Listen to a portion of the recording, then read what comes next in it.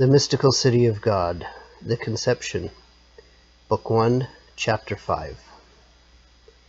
Instructions concerning Holy Scriptures, and in particular concerning Chapter 8 of the Proverbs, in confirmation of the preceding pages. I will converse, O Lord, with thy great majesty, since thou art the God of mercies, though I am only dust and ashes. And I will supplicate thy incomprehensible immensity to look from thy exalted throne upon me, thy most vile and useless creature, and to be propitious to me by continuing to enlighten my understanding. Speak, O Lord, for thy servant heareth. Then the Most High, the corrector of the wise, spoke to me. He referred me to the 8th chapter of the Proverbs, and gave me the understanding of its mysteries. First was given me the literal wording of the chapter, which is as follows. The Lord possessed me in the beginning of his ways, before he made anything from the beginning. I was set up from eternity and of old before the earth was made. The depths were not as yet, and I was already conceived, neither had the fountains of waters as yet sprung out. The mountains with their huge bulk had not as yet been established, before the hills I was brought forth. He had not yet made the earth, nor the rivers, nor the poles of the earth. When he prepared the heavens, I was present. When, with a certain law and compass, he enclosed the depths, when he established the sky above and poised the fountains of the waters, when he compassed the sea with its bounds, and set a law to the waters, that they should not pass their limits, when he balanced the foundations of the earth. I was with him forming all things, and was delighted every day, playing before him all the times. Playing in the world, and my delights were to be with the children of men. This is the portion of the Proverbs of which the Most High gave me an understanding. I understood at first that it treats of the ideas or decrees which were in the divine mind before the creation of the world, and that, in its literal sense, it speaks of the person of the incarnate Word and of his most holy Mother, while in its mystical sense it refers to the holy angels and prophets. For before decreeing or forming the ideals of the rest of the material creation, he formed and decreed their prototype, the most sacred humanity of Christ and of his purest Mother. And this is indicated by the first words. The Lord possessed me in the beginning of his ways. In God there are no ways, and his divinity does not need them. But he made use of them, in order that by them we may know him, and that all of us creatures, who are capable of knowing him, may tend toward him. In this beginning, before he formed any other ideal in his mind, because he desired to create paths and open ways in his mind for the communication of the divinity, he decreed, as a beginning, the formation of the humanity of the Word, who was to be the highway by which the other creatures might come to the Father. Joined with this decree was that of his most holy Mother, through whom his divinity was to enter into the world, becoming man and being born from her as God and man. Therefore it is said, God possessed me, since both were possessed by his majesty. For as to his divinity, he was the possession, the property, and the treasure of the Father, without possibility of separation, because Father and Son are one, of the same substance and divinity with the Holy Ghost. And also as to his humanity, the Father possessed the Son, because he himself knew and decreed the plenitude of grace and glory, which he was to bestow upon it at the moment of its creation, and its hypostatical union. Moreover, as this decree and possession was to be brought about, by the mediation of the mother, who was to conceive and bring forth the Word, since he did not decide to create it out of nothing, nor form his soul and body out of any other material. It followed that he possessed her, who was to give him the human form. Thus he possessed and claimed her as his own in the same instant, providing with solicitude that in the order of grace neither the human race nor any other should have at any time a right or a part in her. He alone retained the full right in her as his portion, and so much his portion as the dignity of mother required. She alone was to call him son, and she alone was to be called mother, a mother worthy of having an incarnate God for a son. Now, as all this far surpassed in dignity the whole creation, so did it also take precedence in the mind of the Supreme Creator. Hence he says, "Before he made anything from the beginning, I was set up from eternity and of old." We in our present state conceive this eternity of God as an interminable time.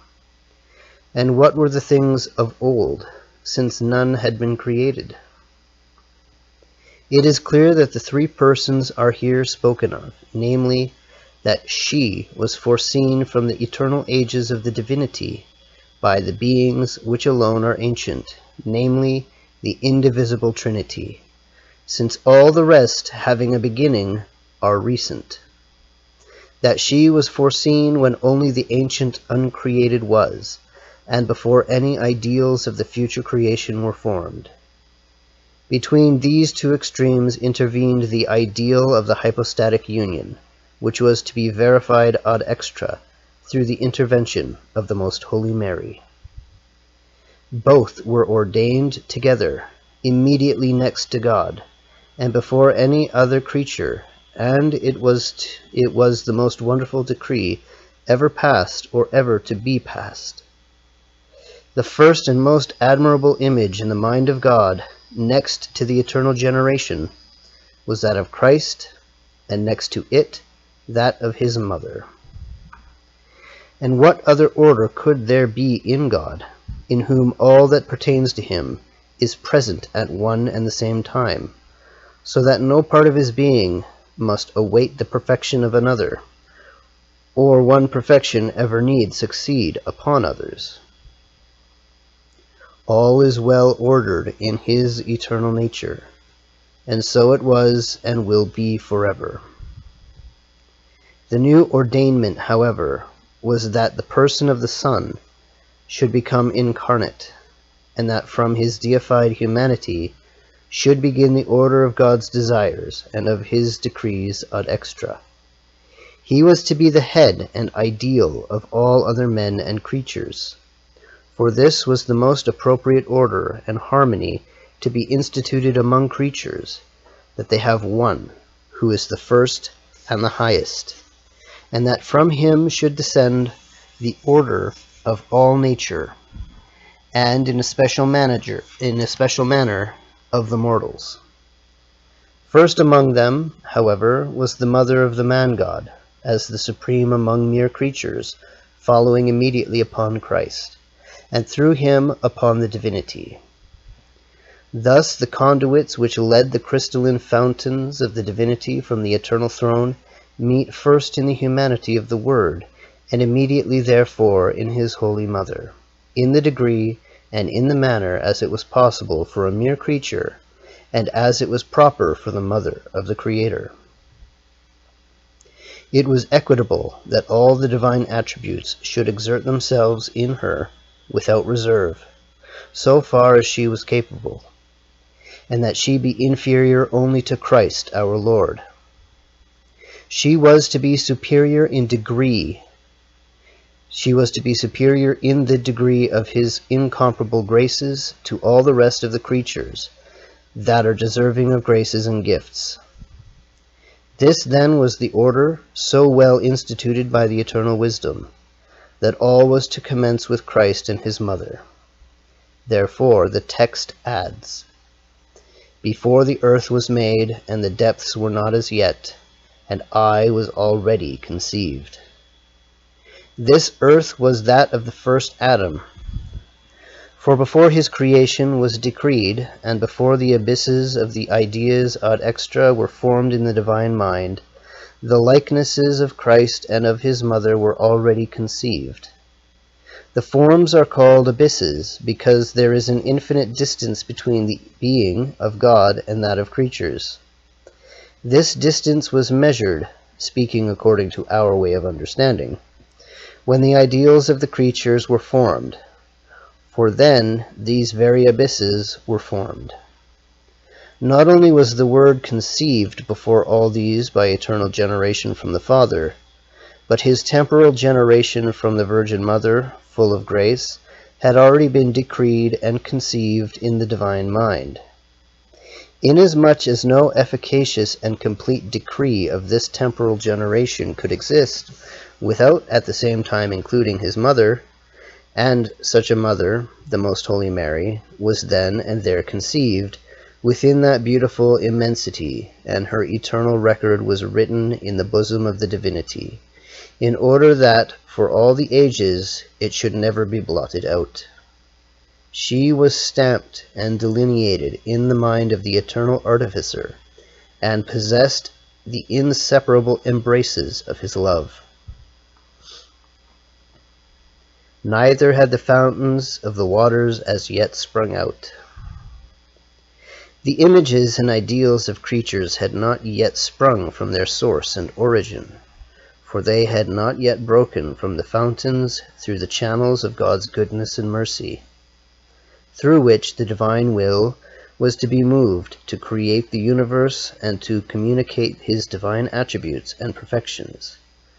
In respect to the entire rest of the universe, these waters and fountains were still repressed and detained within the bounds of the immense ocean of the divinity. In his own being, there were as yet no founts or currents for outward manifestation, not having until then met their proper object, namely men. But when these were encountered, the sacred humanity of Christ and his Virgin Mother had already furnished proper objects of benevolence, and therefore it is added, the mountains with their huge bulk had not been established. For God had not as yet then decreed the creation of the high mountains, the patriarchs, prophets, apostles, and martyrs, or the other saints of great holiness. And this was not yet exerting its full weight and force in the mighty and sweet manner in which God executes his counsels and great works. And not only before the mountains, but also before the hills I was brought forth, which are the orders of the holy angels. Before them the divine mind had conceived the most holy humanity, united hypostatically with the divine word, and the mother who bore it. The Son and the Mother were conceived before the hierarchies of the angelic hosts, so that what David said in the 8th Psalm becomes intelligible. What is man, that thou art mindful of him, or the Son of man, that thou visitest him? Thou hast made him a little lesser than the angels. Thou hast crowned him with glory and honor. Thou hast set him over the works of thy hands. Thou hast subjected all things under his feet. Let all understand and know that there is a God-man, who is above all angels and men, and that all are his inferiors and his servants. For being the first of men, he is God at the same time. He is the first of the divine mind and in the divine will, and with him is associated and inseparably connected one woman and virgin, his mother, the exalted queen of all creation. And if man, as says the same psalm, was crowned with glory, and was constituted above all the works of the hand of the Lord, it was because the God-man, his chief, had merited both this crown and also that which is borne by the angels. The same psalm adds that, after having made man a little less than the angels, he placed him over the works of his hands. Yet these very angels were works of his hands. Thus David spoke to the whole human race when he said, God made man a little less than the angels. But although man was inferior in his nature, one man is found who is of superior make, and is set over these same angels, who are works of the hand of God. This superiority is in the order of grace, not only as far as his divinity united to the humanity is concerned, but also in regard to the humanity itself, insofar as grace was conferred by the hypostatic union. In a proportionate degree, his most holy mother likewise attained this superiority, just as some saints, in virtue of the same incarnate Lord, can reach a station and throne superior to that of the angels. It is further said, I was brought forth, or born, which means more than being conceived, for the latter refers to the divine intellect of the Blessed Trinity, at the instant when the incarnation was known, and, as it were, weighed in regard to its propriety. But to be brought forth refers to the act of the divine will, which determined upon this work for the most Holy Trinity, in its divine councils, resolved upon the efficacious execution of this work by determining, and preliminarily putting into effect, the wonderful decree of the hypostatic union, and of calling into being Mary, most holy. That is the reason for using first the word conceived, and then the words brought forth, or born. For in reality the work was at first conceived, and then immediately afterwards determined upon and willed. He had not yet made the earth, nor the rivers, nor the poles of the earth world. Before the creation of the second earth, namely the earthly paradise, the sense in which the earth is mentioned a second time, into which the first man, after he had been created from the first earth of the Damascene plains, was placed, and where he sinned, the sacred humanity of the Word and the material from which it was to spring, namely the Virgin, was determined upon. For it was necessary that God should provide beforehand against her participating in sin, and against her being in any way subject to it. The rivers and poles of the earth are the militant church and the gifts of grace which were to flow from the sources of the divinity. These were to flow toward all men, and with efficacy to the saints and the foreknown. Fixed in God, as in their pole or pivot, and being dependent upon him, they nevertheless move around him, in seeking after the virtues of faith, hope, and charity, through which they sustain, vivify, and direct themselves, though yet entangled in human conversation. They are drawn toward their last end, and toward the highest good, without swerving from the center about which they turn. Also, the sacraments and the institutions of the Church are here signified, her safety and stability, her beauty and sanctity without blot or wrinkle. For this is what is meant by this circumference and these rivers. Before the Most High prepared all this, and ordained this mystical sphere and system, of which Christ was to be the center and head, he decreed the union of the Word with human nature, and foresaw his mother, through whom he was to execute these wonders in the world. When he prepared the heavens, I was there. When he prepared and preordained the heavens, and the reward which was to be given to the just sons of the Church after their sojourn upon the earth, then already was decreed the union of the humanity with the Word, thereby meriting grace as their head, and with him his mother most holy. Having destined the greater part of this grace for the mother and the son, he then disposed and arranged similar gifts of glory for the other saints. When with a certain law and compass he enclosed the depths, namely, when he decided to close the abysses of his divinity in the person of the Son according to a certain law and measure which no living being can ever compass or understand. He delineated this sphere and circumference where none could nor ever can enter, except only the Word, since none but himself can ever fill his place. For thus he was able to empty and humiliate his divinity in the humanity, then both humanity and divinity in the womb of the Most Holy Mary, afterwards in the small quantity and species of the bread and wine, and finally in the narrow space of sinful mortal hearts. All this is indicated by the words abysses, law, and circles or limits.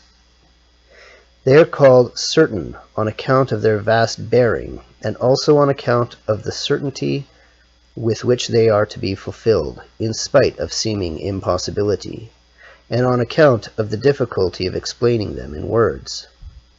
It certainly did not appear feasible that the divinity should be subject to law, nor that it should enclose itself within determined limits. But the wisdom and the power of that same Lord made it possible, and has accomplished it by enclosing himself in a designated created being. When he established the sky above, and poised the fountains of the waters, when he encompassed the sea with its bounds, and set a law to the waters, that they should not pass their limits. He calls here the just heavens, for that is what they are, as God remains and dwells within them by grace, and through it, according to each one's disposition, gives them courage and firmness to rise above the earth as long as they are pilgrims. Afterwards, he gives them a place and a dwelling in the heavenly Jerusalem, according to their merits. For them he poised the fountains, and has divided them, distributing to each one with equity. He weighs the gifts of glory, the virtues, the helps, and the perfections according to the dispositions of his wisdom. When he resolved to make the distributions of these waters of grace, he also resolved to give to the humanity, united to the divinity, all the ocean of graces and gifts which naturally flowed from the divinity in its union with the only begotten of the Father. Although this ocean was infinite, he placed confines to it, namely, the humanity in which was to dwell the plenitude of the divinity. And it was enclosed 33 years within these confines, in order that he might dwell among men, and in order that what happened to the 3 apostles on Tabor Mount might not happen to all men. In the same moment in which this entire ocean and all the rivers of grace reached Christ our Lord as being nearest to the deity, they also redounded in his most holy Mother, as being nearest to her only begotten Son. For without the Mother, and precisely such a Mother, the gifts and graces of her Son could not have been disposed of in such order and with such high perfection, nor did the admirable harmony of the celestial and spiritual machinery, and the distribution of the gifts of the Church militant and triumphant, rest on any other foundation. When he balanced the foundation of the earth, I was with him, forming all things. The works ad extra are common to the 3 divine persons, for they are one God, one wisdom, one power. Therefore it was unavoidably necessary that the Word, in whom, according to the divinity, all things are made, should be in union with the Father in making them. But here more is meant, for also the incarnate Word was already present together with his most holy Mother in the divine will. Thus, just as through the Word, as far as he is God, all things were made, so also for him in the first place, and because he is the most noble and most worthy end, were created the foundations of the earth and all that is contained in it. Therefore it is farther said, And I was delighted every day, playing before him at all times, playing in the world.